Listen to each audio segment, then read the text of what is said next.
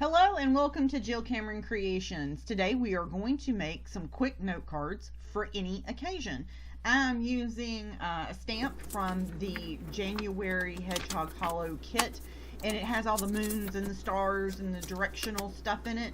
But there's one really cool, just beautiful stamp that I haven't used yet, and it's this round one here. And what I decided to do was make a set of note cards. My mom uses just general note cards because she likes to drop notes on people's desks from work and that kind of thing. So I'll make her just general note cards. They don't have anything on them, no sentiment or anything. And she might just put a note of encouragement or thank you for something, just anything like that. So I like to keep general note cards laying around that I can use for anything, and it might just be a note that I can put in an envelope really quick and send to my mom and say, hey, I hope you have a wonderful day, love you bunches, and you know, that kind of thing.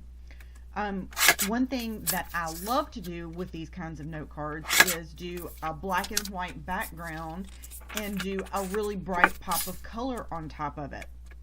They're very simple, but at the same time, they're very finished and look absolutely amazing. You can do these in any size that you want to. I did 4 1/4 by 4 1/4 cards, just because it's easy math. I can just, you know, what I'm doing here is taking some 8 1/2 by 11. This is super thin patterned paper that I bought a million years ago. That has, I mean, it's like typing paper thin, and it just has the printed, one side of it's printed. That's all it is.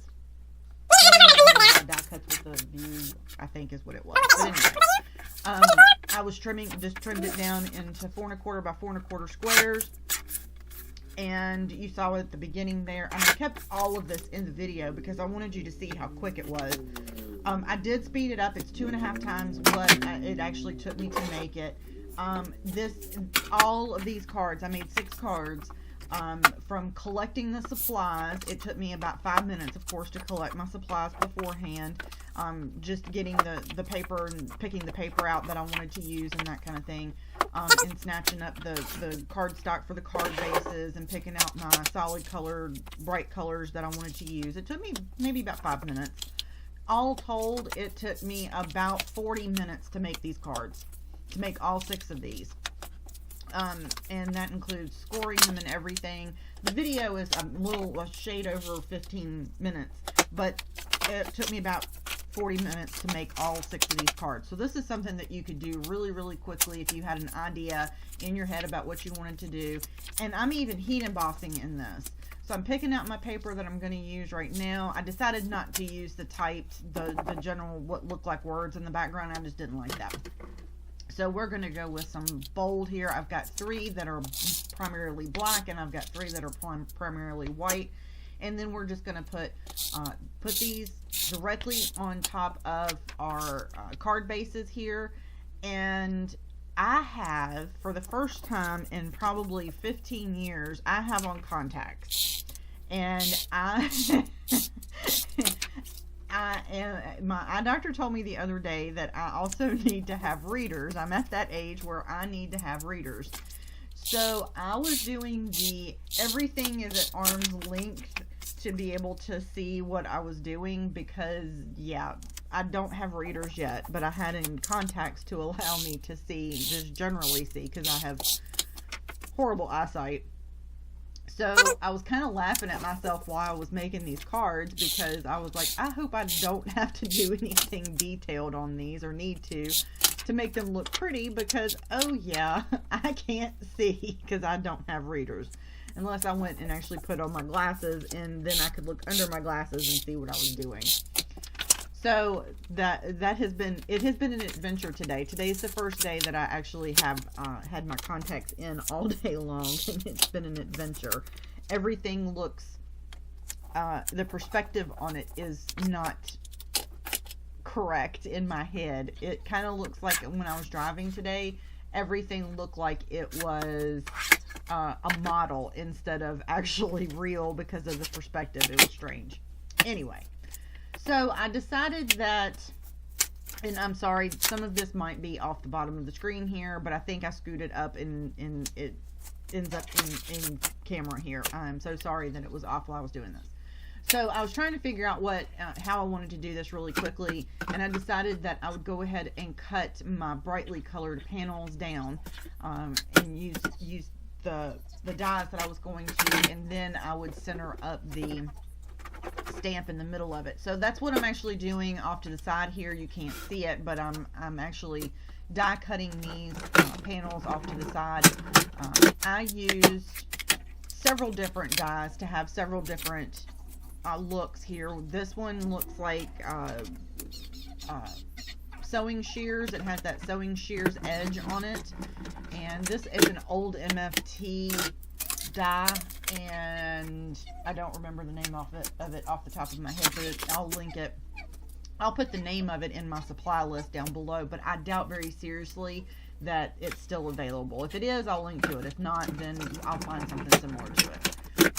And then I used a single stitch square and then a double stitch square, and then you see in the top left hand corner over there, I have the Spellbinders Matting Basics, and it's all the square dies, and I will use that to find black and white, excuse me, I will use that to actually find the size up from what I'm actually cutting out here, so that I have a mat around this brightly colored. And one of them I'll do on the black backgrounds, I do a white piece, and then on the white backgrounds I do a black piece. And as you saw in the opening slide there, it absolutely pops. Lovely, lovely, lovely. Now, to begin with, I was going to actually do the heat embossing in white, and I decided against that. I went with black because I wanted it to really stand out, and it is absolutely gorgeous. I absolutely love it. So I literally went through and just did my batch production process here. As you saw, I cut all of my card bases, scored all of my card bases,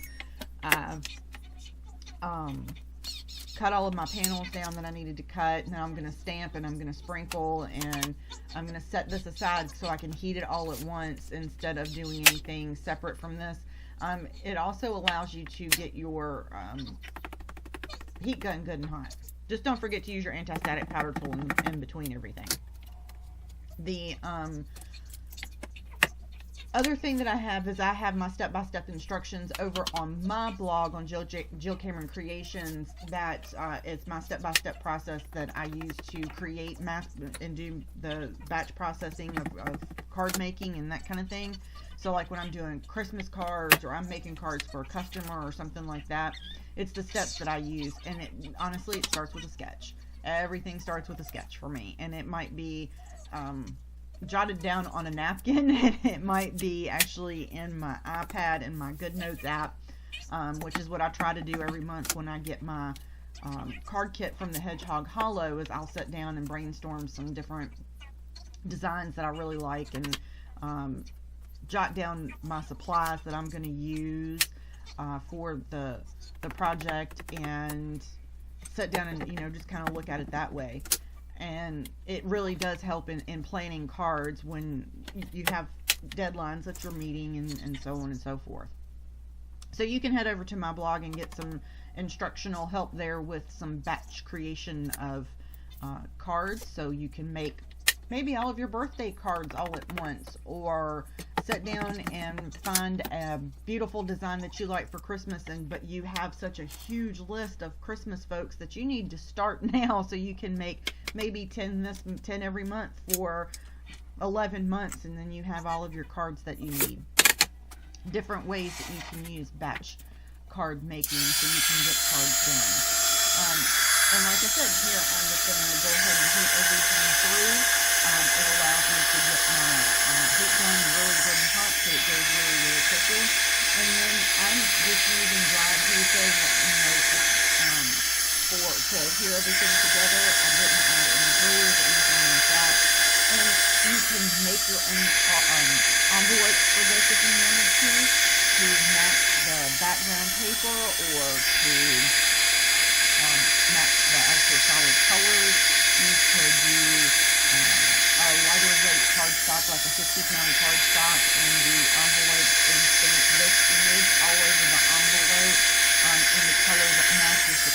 stock on the outside, and have your monthly stationery set and give these things as little gifts for people. It's all kinds of things that you can do.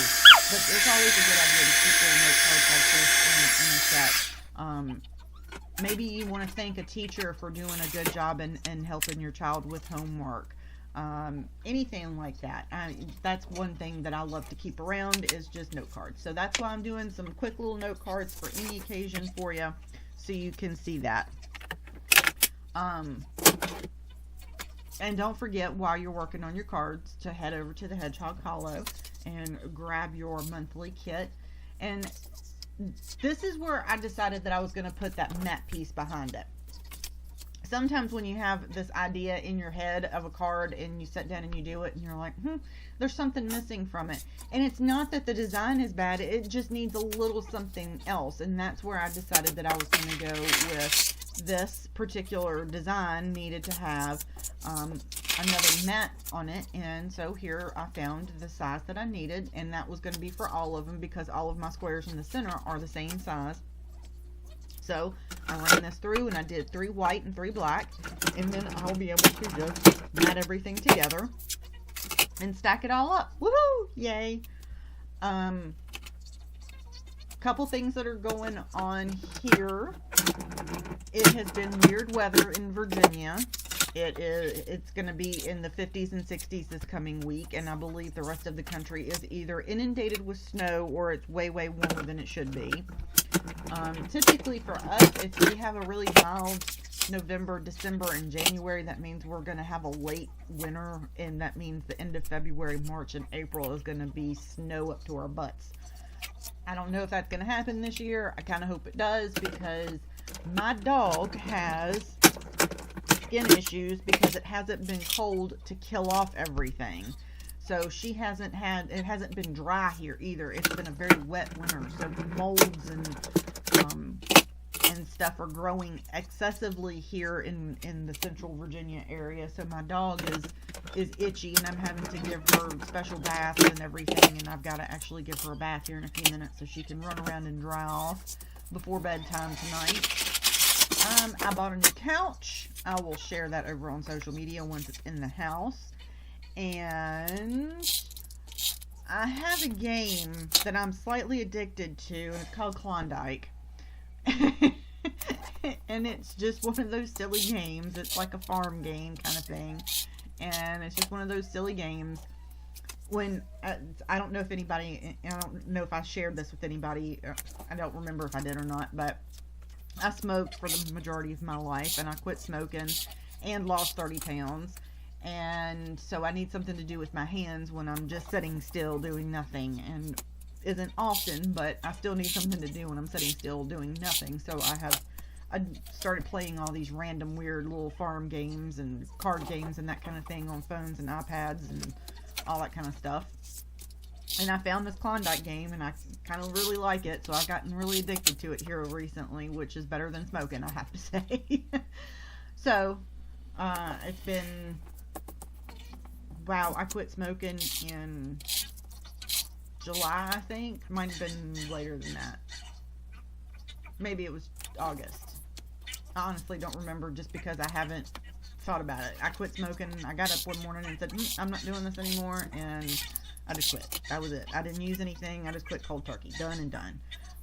I've just stayed busy, and the job that I have that has kept me from card making and doing a lot more videos and stuff is very physically demanding. So I have been on my feet all the time, all day long, doing at work. So that's why I didn't gain any weight when I quit smoking, which I'm all happy about.